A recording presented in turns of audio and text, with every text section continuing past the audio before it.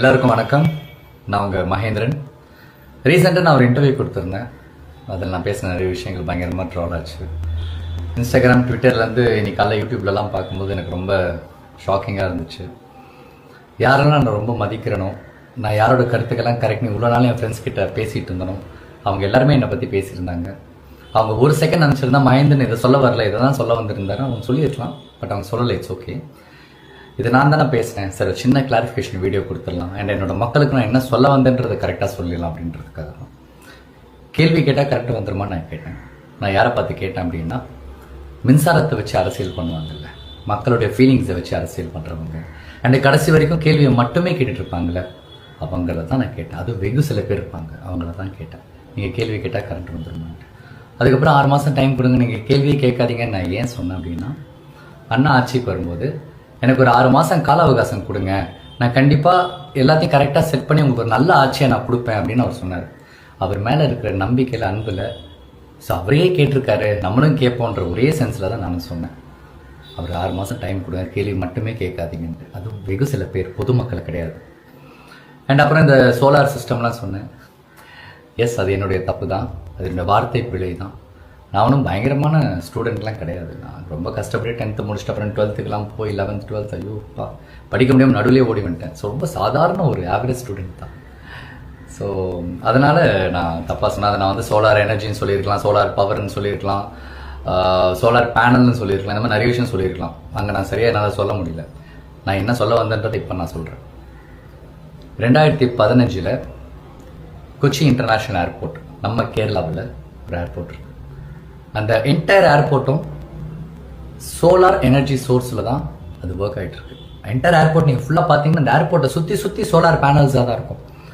அதில் வர்ற அந்த எனர்ஜி சோர்ஸில் தான் அந்த ஏர்போர்ட்டே ரன் ஆகிட்டு இருக்கு. உலகத்திலேயே ஃபர்ஸ்ட் ஏர்போர்ட். நான் அதை நான் பார்த்துருக்கேன். நான் அப்போ நினச்சிருக்கேன், ஏன் நம்ம தமிழ்நாட்டில் இந்த மாதிரிலாம் இல்லை, நம்ம கிராமத்தில் எவ்வளோ மக்கள் கஷ்டப்பட்டுக்கிட்டு இருக்காங்களே, அங்கே ஒரு கவர்மெண்ட் செஞ்சுதே, இந்த நம்ம ஊரில் கவர்மெண்ட்டே செய்யலையா அப்படின்னு நான் நினச்சேன். அப்புறம் பார்த்தா 2011 அன்னைக்கு சிஎம்மாக இருந்த ஜெயலலிதா அம்மா அவங்களோட வீட்டு மனை திட்டத்தில் வீட்டுக்கு மேலே சோலார் பேனல்லாம் வச்சு செட் பண்ணி ஒரு டெக்னாலஜி இன்ட்ரடியூஸ் பண்ணியிருக்காங்க. ஏன் பண்ணாங்க? மக்கள் கரண்ட் இல்லாத நேரத்தில் கஷ்டப்படக்கூடாது, அவங்களுக்கு இந்த ஃப்ரீ சோர்ஸ், இந்த ஃப்ரீ எனர்ஜிலேருந்து எலக்ட்ரிசிட்டி வந்துட்டு ப்ரொடியூஸ் ஆகும், இதில் மக்கள் ஓரளவுக்கு பயனடைவாங்கன்ற ஒரு டெக்னாலஜி. அன்றைக்கி நம்ம அதை ஃபாலோ பண்ணி தான் இன்றைக்கி இந்த 2026 நம்ம டெக்னாலஜி நல்லாவே நம்ம அதை புரிஞ்சிருப்போம். அதெல்லாம் நம்ம மிஸ் பண்ணிட்டோம். இதெல்லாம் தான் நான் சொல்ல வந்தேன். அப்புறம் சொன்னேன், என் வீட்டிலேருந்து கரண்ட் எடுத்துக்கணும். நான் எப்படி என் வீட்டிலேருந்து கரண்ட் எடுத்துப்பாங்க?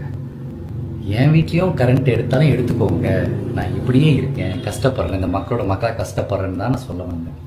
இந்த மாதிரி நிறைய விஷயங்கள் பயங்கரமாக தப்பாக கன்வே ஆகிடுச்சு.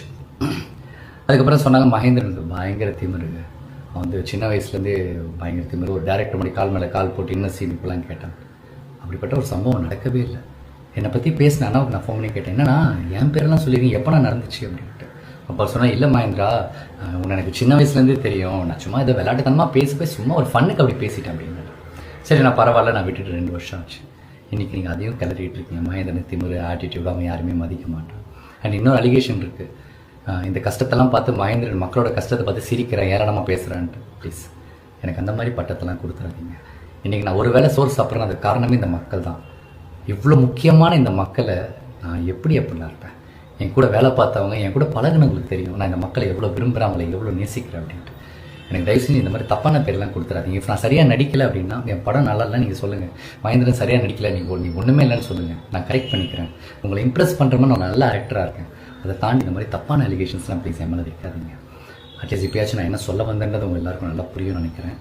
அண்ட் இந்த மாதிரி விஷயங்கள் தப்பாக போய் நிறைய பொதுமக்கள் மனசை ஹர்ட் பண்ணியிருந்தால் நான் என் மனசுலேருந்து என்னோட வருத்தத்தை தெரிவிச்சுக்கிறேன். நான் என்னோட சாரியை கூட நான் கேட்டுக்கிறேன், மன்னிப்பு கூட நான் கேட்டுக்கிறேன். என் மக்கள்கிட்ட கேட்கல எனக்கு என்ன பிரச்சனை, எனக்கு இது பிரச்சனையே கிடையாது. அவ்வளோதான். எனக்காக டைம் எடுத்து இந்த வீடியோ பார்க்குறவங்க எல்லாருக்கும், இந்த மாதிரி கஷ்டமான ஒரு டைமில் இந்த மாதிரி இருக்கும்போது எனக்காக என் ஃப்ரெண்ட்ஸாக இருக்கட்டும், யாரை கால் பண்ணவங்க, டெக்ஸ்ட் பண்ணவங்க எல்லாருக்குமே ரொம்ப ரொம்ப தேங்க்ஸ். Love you all.